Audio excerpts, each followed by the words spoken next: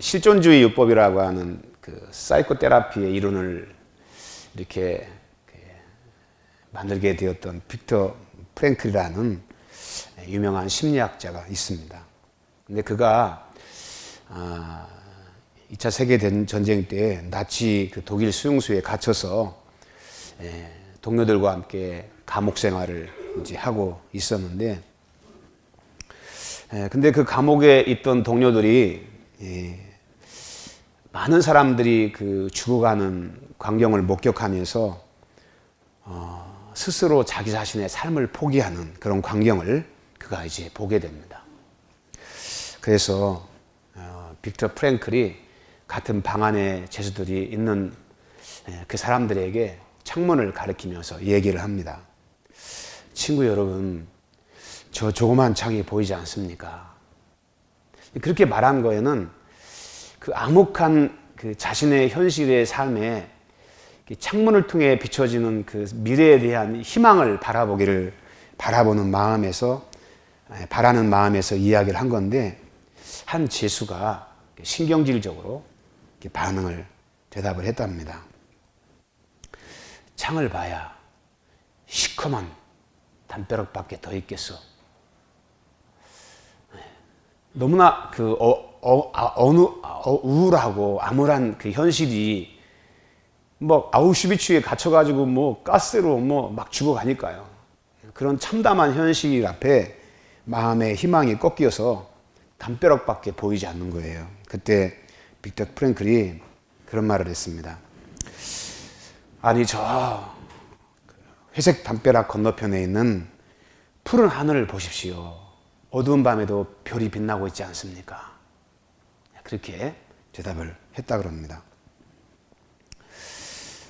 어두운 인생의 밤을 지나는 사람들에게 별보다는 캄캄함이 더 우리 마음에 다가오기가 쉽습니다. 캄캄한 밤에 별이 없는 것이 아니라 현실이 너무 감당하기 어려우니까 사람들은 애써 보려고 하지를 않는 것이죠. 마음이 힘들면, 얼마나 힘들면 그러겠냐는 거죠. 인생을 살아가면서 그 어두운 골짜기를 지나지 않은 사람은 없습니다. 여러분의 인생의 스토리의 많은 과정에도 생각지 않았던, 또 여러분이 원치 않았지만 그런 어두움의 골짜기를 지나가게 될 때가 있죠. 다윗도 그런 어둠의 골짜기를 지나가면서 놀랍게도 그의 시편 3편을 읽어보면 그는 별을 바라보는 사람이었습니다. 오늘 시편 3편은 사무엘하 15장에 19장의 역사를 배경으로 갖고 있는데요. 자신의 그 아들이었던 압살롬이 아버지 다윗에게 쿠데타를 일으켰습니다. 아버지의 그 권좌를 차지하기 위해서 부모 자식 간의 사랑도 정도 다 팽개치고 자기를 지지하는 사람들과 군사들을 모아서 그 다윗을 이제 공격을 해왔습니다. 여러분 알다시피 다윗은 전쟁에서 한 번도 패한 적이 없는 진짜 백전노장의 용사이지 않았습니까? 그런데 압살롬의 군대의 수가 다윗의 군대의 수보다 훨씬 많았고, 오래 전서부터 반역을 모의하여 기회를 틈탔던 압살롬은 일시에 공격을 함으로 인해서 다윗은 살기 위해서 성을 버리고 도망쳐야 하는 급박한 상황에 놓이게 됩니다.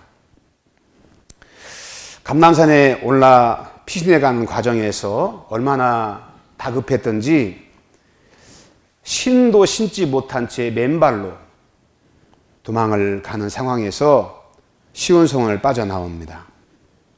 그러면서 주어진 현실이 너무나 냉엄하고 두렵기 때문에 성경을 보면 그가 울면서, 왕이 울면서 그 시온성을 빠져 요단강을 건너는 그런 모습이 나옵니다.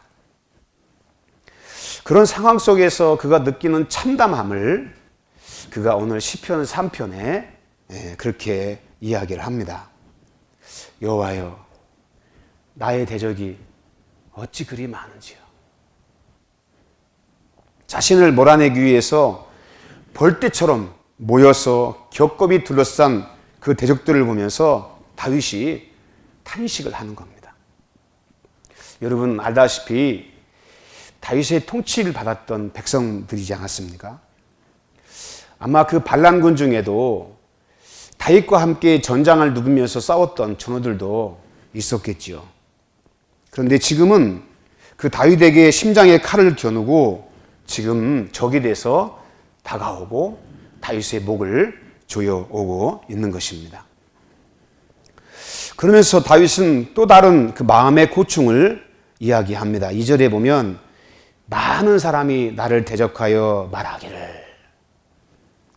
그가 그런 얘기를 들은 거죠. 많은 사람이 하는 얘기를 그가 들었어요.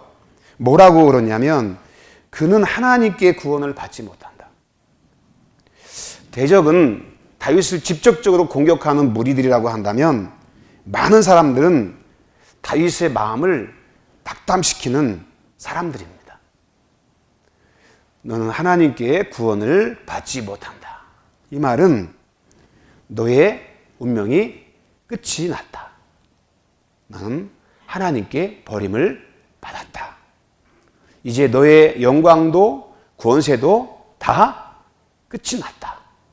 그렇게 사람들이 마음의 그 군중심리에서 오는 현실적인 판단을 막 이야기를 하니까 다윗이 그 말을 듣고 마음에 낙담이 되는 거죠.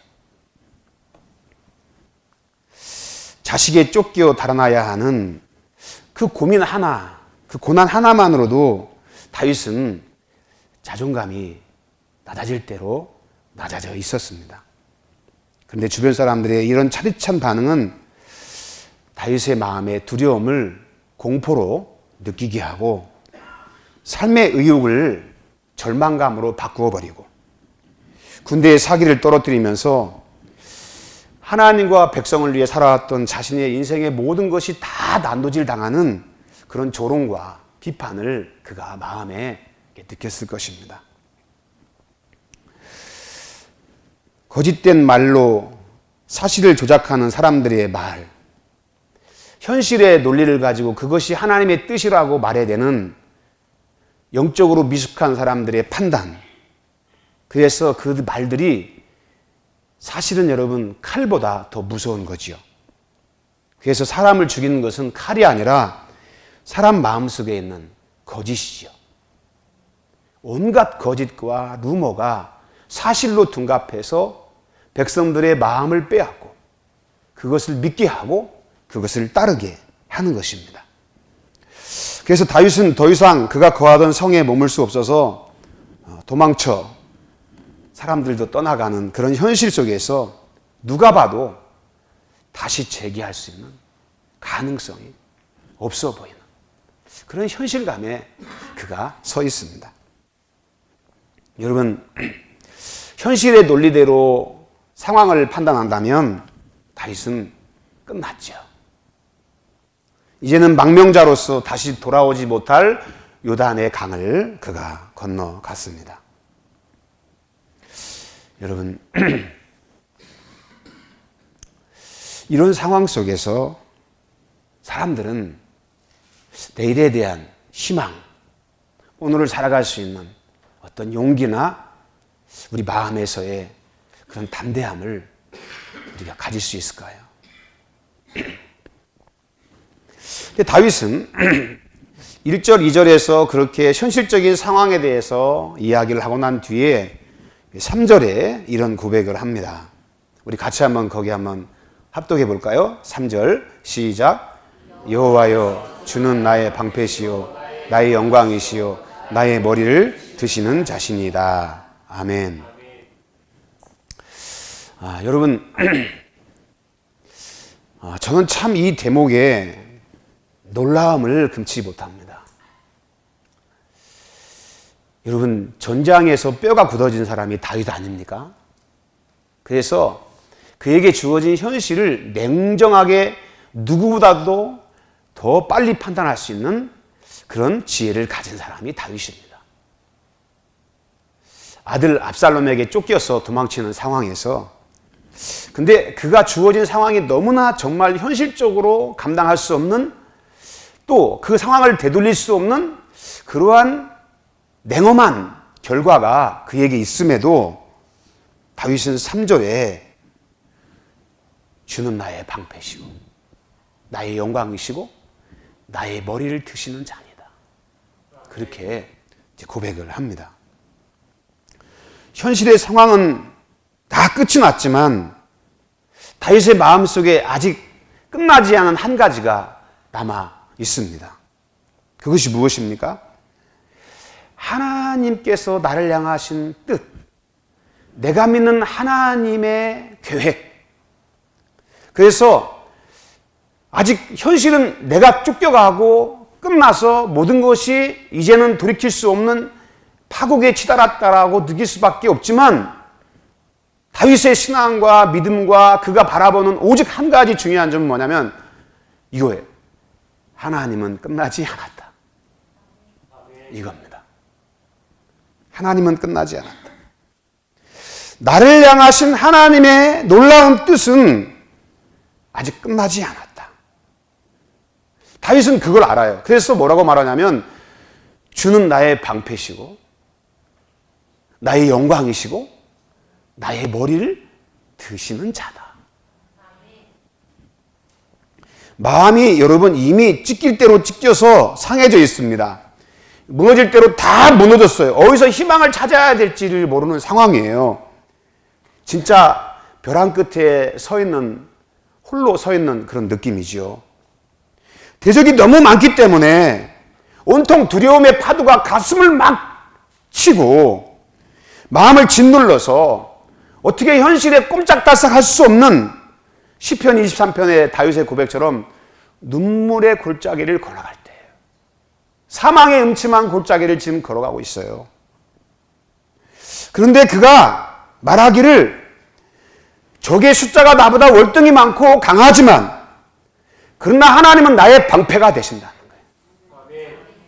하나님은 세상의 영광을 구하는 사람들의 그 영광이 아니라 하나님이 주시는 그 영광, 나는 그 영광을 나는 믿고 있고 사람들은 현실이 그렇게 냉엄하고 무서우면 머리가 푹 숙어져 가지고 그냥 낙심하고 절망하는데 그렇게 숙여진 머리, 현실로 인해 숙여진 그 머리가 하나님의 거룩한 능력의 손길에 의해서 내 머리를 드시는 분이다.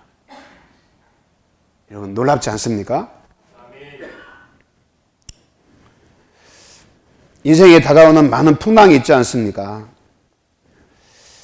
그래서 나도 모르게 두려워질 때가 많습니다. 두려운 마음이 크면 클수록 우리는 자신감을 잃고 매사 의기소침해져서 의욕이 다 사라지죠. 입맛도 없고 내일에 대한 불안 때문에 잠을 잘 수가 없습니다. 그런데 본문을 자세히 살펴보면 다윗은 지금 삶에 다가온 현실적인 절망들이 하나님을 의지하고 그 하나님을 바라보고 하나님의 역사의 뜻 가운데 그가 하나님의 놀라운 섭리를 그가 기억해내고 끝장날 것 같은 상황 속에서 부르는 노래가 있어요. 모든 사람들이 벼랑에서 끝이라고 말할 그때 그 벼랑에서 부르는 찬양이 있어요. 우리가 읽었던 그거잖아요. 여호와여 주는 나의 방패시고 나의 영광이시고 나의 머리를 드시는 자니다. 내가 나의 목소리로 여호와께 부르짖으니 성산에서 응답하시리로다. 내가 누워 자고 깨었으니 여호와께서 나를 붙드시리로다. 천만이 나를 둘러 진쳐 나를 치료하여도 난 두려워하지 아니하리로다. 여러분 이런 놀라운 고백을 어떻게 할 수 있습니까? 호주의 그 시드니 뉴 사울드 웨이스라는 대학의 조셉 그 포카스 교수가 슬픔은 당한 사람들이 그 슬픔이 어떻게 도움이 되는지를 연구를 했대요. 근데 연구의 결과가 이겁니다. 사람이 슬픔이 주어졌을 때 그 슬픔 자체가 사람의 마음을 괴롭게 하는데, 괴롭게 하는 반면 또 하나의 반전이 일어나는데, 그게 뭐냐면 통찰력과 분별력이 상승하고 강인한 끈기를 발휘하는 그런 힘이 그 안에 생겨난다는 거예요. 그래서 슬픔을 경험한 사람들은 사회적인 판단력이 높고 의욕을 높이고 리더십이 발달한다는 거예요. 슬픔이 슬픔으로서 남아있는 것이 아니라 오히려 그 슬픔을 통해서 사람은 더 강해진다는 거예요. 다윗에게 두려움이 큰 것은 사실이죠. 두려움이 큰 만큼 그의 마음이 현실이 냉엄한 그런 절박함에서 오는 두려움이 얼마나 컸겠습니까? 그런데 두려움만큼 다윗의 마음 속에 뭐가 더 커지냐면 하나님을 신뢰하는 믿음의 영역이 더 커지는 거예요. 애통이 큰 만큼 하나님께 대한 영적인 분별력이 더 커지는 거예요. 근데 여러분 참 놀라운 건 슬픔이 하나님 없이 주어지는 슬픔이 있을 때는 그런 것들이 여러분 믿음으로 성장하지 않아요. 그런데 다윗은 하나님을 믿는 사람이다 보니까 그런 역사의 고난 속에 슬픔이 왔을 때 다윗은 이런 슬픔의 과정에서 내가 어떻게 하나님 앞에 행해야 할지를 더 잘 판단할 수 있는 지혜가 그 안에 분별력으로 생겨나는 거예요. 그래서 그런 고난이 막 주어지면 이제 끝났어, 끝장이야, 절망이야, 삶을 포기하고 의욕을 다 내려놓은 채 자기 스스로를 비난하면서 인생을 그렇게 패배자로 살아가기가 쉽지 않습니까? 근데 다윗은 어떠냐? 오히려 고난 속에서 하나님을 더 의지하고 오히려 더 주님을 의지하고 주님을 바라보는 거예요. 할렐루야. 옆 사람 인사합시다. 슬픔은 축복입니다. 여러분 정말 그렇게 믿습니까? 다윗은 왜 자신의 인생에 이런 고난이 주어졌는지를 그런 통찰을 통해서 알고 있어요. 하나님의 말씀을 어겨서 우리아의 아내를 취하여 자기 아내로 삼고 의로운 자 우리아를 전장에서 억울하게 죽게 하는 그 악을 행했을 때 하나님께서 나단 선지자를 통해서 사무엘 하 12장 9절에 그렇게 말씀하세요. 네가 여호와를 업신여기고 햇사람 우리아의 아내를 빼앗아 내 아내로 삼았은즉 칼이 내 집에서 영원히 떠나지 아니하리라. 또 여호와께서 이르시되 보라 내가 너와 내 집에 재앙을 일으키고 내가 내 눈앞에서 내 아내를 빼앗아 내 이웃들에게 주리니 그 사람들이 내 아들과 더불어 백주에 동참하리라. 그 시므이가 여러분 다윗이 요단강을 건너 도망칠 때 다윗에게 막 돌을 던지면서 저주합니다. 그러니까 수리아의 아들 아비새가 다윗 왕에게 이야기합니다. 이 죽은 개 같은 자가 어찌 내 왕을 저주하리까? 청하건대 내가 건너가서 이 자의 머리를 베게 하소서. 그때 다윗이 놀라운 반응을 해요. 그가 저주하는 것은 여호와에게서 그에게 다윗을 저주하라 하심이니 내가 어찌 그리하였느냐? 내 몸에서 난 아들도 내 생명을 해하려 하거든 하물며 이 베냐민 사람이랴. 여호와께서 그에게 명령하신 것이니 그가 저주하게 버려둬라. 혹시 여호와께서 나의 원통함을 감찰하시니 오늘 그 저주 때문에 여호와께서 선으로 내게 갚아주시리라. 여러분 다윗이 지금 압살롬에 쫓겨서 이렇게 살아가는 이런 모든 것이 그가 영적인 분별력이 생겼을 때 하나님이 나를 징계하시는구나. 심판과 징계는 다릅니다. 징계하시는구나. 이걸 알았어요.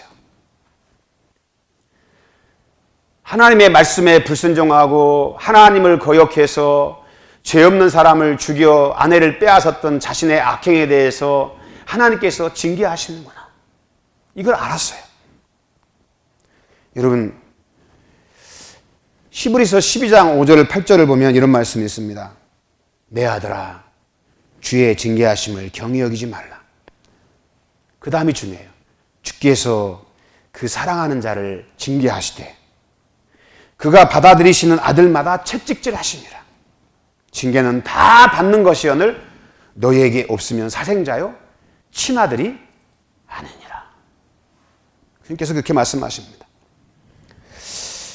지금 하나님께서 주시는 이 모든 역사의 현실은 하나님이 내게 주시는 징계이고, 그런 징계를 받는 과정에서 받는 순환, 이 고통, 그 길을 걸어가는 다윗은 그것이 하나님의 감추어진 섭리 속에서 이루어지는 하나님의 뜻인 것을 알았던 거예요. 그래서 눈에 보이는 상황보다 그는 하나님께 자신의 시선을 고정시킵니다. 역사를 주관하시는 하나님이 허락하신 고난을 다윗은 지금 받아들이고, 그 고난 속에서 뭘 하냐? 우리 주님을 바라봅니다. 그리고 뭐라고 말씀합니까? 여호와께서 나의 원통함을 감찰하시리니 오늘 그 저주 때문에 여호와께서 손으로 내게 갚아주시리라. 다윗은 슬픔의 때에 하나님을 바라보고 하나님을 마음에 기대합니다. 징계일 뿐이지 멸망은 아닙니다. 하나님의 때에 반드시 주님은 다윗의 머리를 들어주신 분이고 그 영광을 회복시켜 줄 것이라는 것을 다윗은 마음으로 믿고 고백하고 신뢰하면서, 그런 생각이 마음에 뭐로 다가오냐면 확신으로, 은혜로 다가오는 것입니다. 애통이 가득할 때 우린 주님을 바라보면 이런 주님의 은혜로운 확신이 우리 마음 가운데 찾아오게 됩니다. 인생의 대역전의 전환이 어디서 나타나는가? 8절에 보면 다윗이 그런 말 하잖아요. 구원은 여호와께 있사오니. 하나님께서 구원의 새 역사를 우리 안에 이루어 주신다는 거예요. 다가오는 문제만을 바라보는 사람은 여러분, 현실적인 논리만을 가지고 상황을 판단하고 한숨을 쉬고 절망을 하고 낙담을 해요. 그래서 평생을 그냥 절망과 애통의 골짜기에서 막 몸부림치고 원수의 강함 앞에 막 낙담만 합니다. 그런데 그런 상황 속에서도 우리가 주님을 바라보면, 여러분, 역사를 주관하시는 그 주님을 우리는 신뢰할 때 절망의 골짜기에서도 다윗처럼 우리는 노래할 수 있습니다. 왜 그렇습니까? 능력의 하나님이, 나의 하나님이 되시기 때문에 그래요.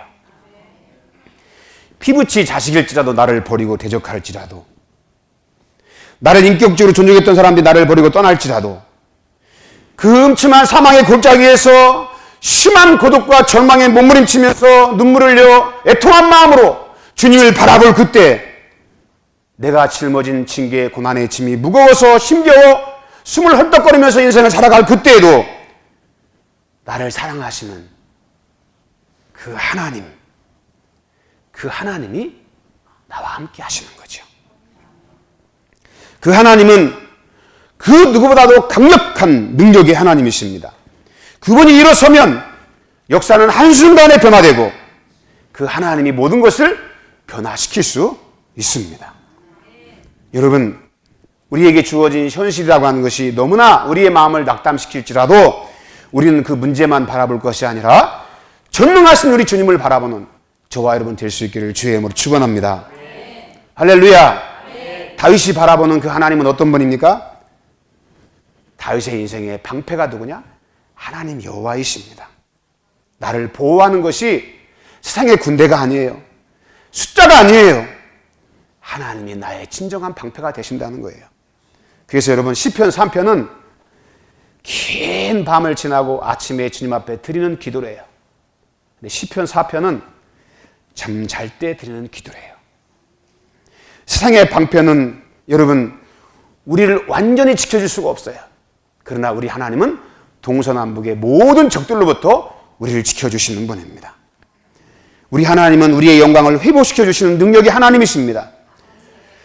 풀이 죽어서 자꾸만 머리가 처지는 우리들의 이러한 모든 고난의 순간에도 우리의 머리를 들게 만들어주시는 분이고, 내가 고난의 골짜기에 부딪힐 때 주님께서 응답하십니다. 내가 나의 목소리로 여호와께 부르짖니 그가 성산에서 응답하시는도다. 할렐루야. 어떤 상황 속에서도 어떤 환경 속에서도 하나님께서 응답하시고 하나님이 주관하시고 하나님이 방패가 되신다는 사실이 마음속에 믿어질 때 다윗이 그런 고백을 해요. 내가 누워 자고 깨었으니 여호와께서 나를 붙드시미로다. 할렐루야. 제가 암에 걸려가지고 본당에서 그냥 몇 날 며칠 경외하면서 기도하는데 시편 3편을 읽었습니다. 5절을 제가 읽었을 때 막 불안, 두려움 때문에 막 사람이 잠을 잘 수가 없어요. 막 새벽 3시고 2시고 뭐 그냥 주야 주여만 하고 있는 거죠. 근데 그런 상황 속에서 주님 앞에 기도하면서 말씀을 읽고 제가 깨달은 게 내가 누워 자고 깨었으니 여호와께서 나를 붙드십니다. 하나님께서 붙들고 계시는구나. 그것이 마음에 믿어지니까요. 진짜 꿀잠을 자더라고요. 꿀잠을 자요. 6절에 그는 그렇게 말합니다. 천만이 나를 둘러 진치려 할지라도 나는 두려워하지 아니하리다. 여러분, 천만이 나를 둘렀어요. 빠져나올 수 없는 상황이에요. 과장적인 표현이지만 상황이 그만큼 안 좋은 거잖아요. 그런데 다윗은 난 두렵지 않다. 왜? 전능하신 하나님이 나의 방패가 되시기 때문에.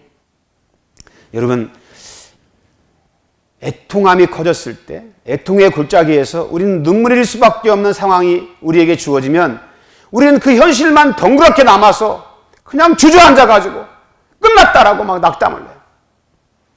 여러분, 애통은 우리의 끝이 아니라 하나님을 만나는 축복의 시간이요, 기회인 줄 믿습니다. 거기에서 뭐가 생깁니까? 하나님이 하실 일에 대한 확신이 우리 마음의 믿음으로 퍼져나갑니다.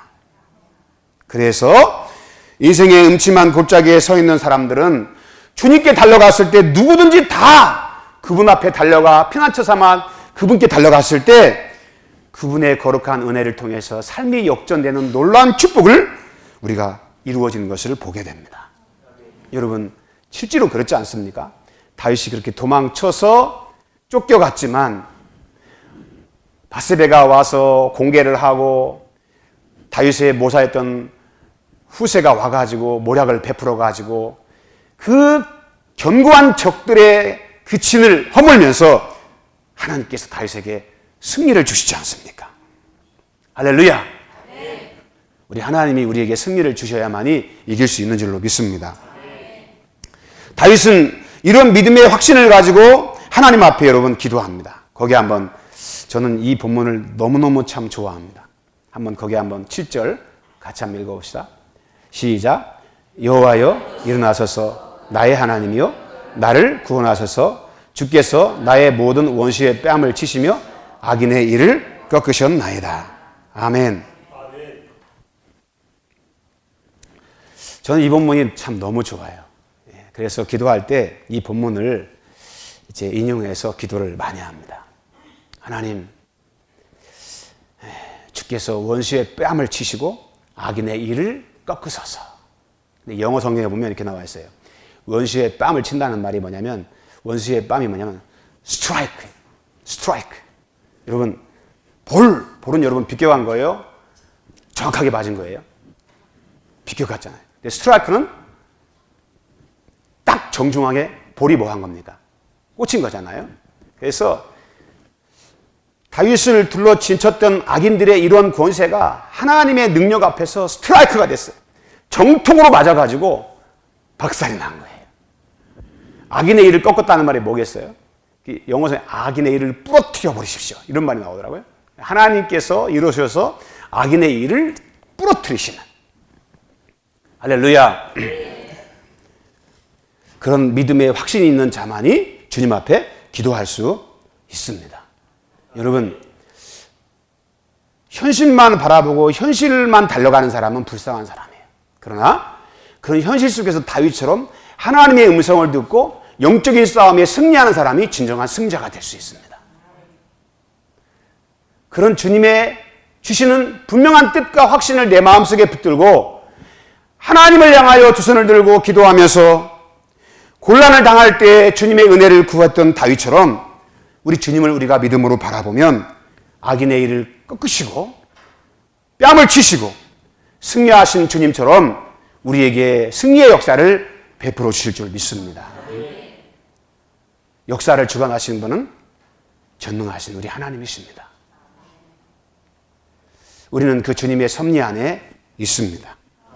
그리고 주께서 우리를 향하신 뜻이 무엇인지를 알 때 다윗처럼 우리는 기도하게 되고 그 애통한 골짜기에서 하나님을 의지하는 그 놀라운 은혜를 노래하면서 하나님이 하실 일을 기대하며 나갈 수 있게 됩니다.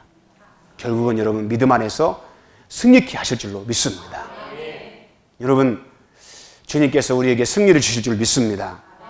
구원은 여호와께로 나오게 됩니다. 오직 이 역사를 주관하시는 분은 우리 하나님이세요. 여러분 다윗에게 있어서 그는 끝난 것 같았지만 하나님은 끝나지 않았어요. 우리 하나님도 끝나지 않은 줄로 믿습니다. 여러분 하나님이 끝났다고 해야 끝나는 거예요. 우리의 소망은 누구예요? 우리 주 예수 그리스도입니다. 우리는 그분께 우리 마음에 소망을 두고 기도하고 기도의 골방에서 막 부르짖으면서 주님 앞에 다윗처럼 나갈 때 하나님께서 악인의 일을 꺾으시고 우리에게 승리를 주실 줄로 믿습니다. 할렐루야. 여기서 한번 인사합시다. 절망 가운데 승리의 노래를 부릅시다. 할렐루야.